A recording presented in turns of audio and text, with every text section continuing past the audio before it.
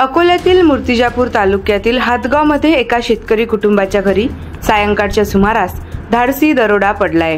लाखो रुपयांच्या रोख रकमेसह सुमारे 65 ग्राम सोन्याच्या दागिन्यांवर अज्ञात दरोडेखोरांनी डल्ला मारलाय।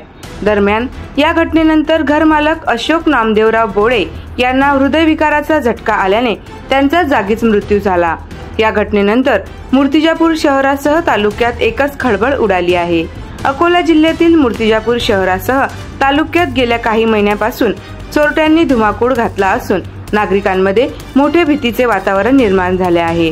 चोरटे जणू पोलिसांना आव्हानच देत आहेत।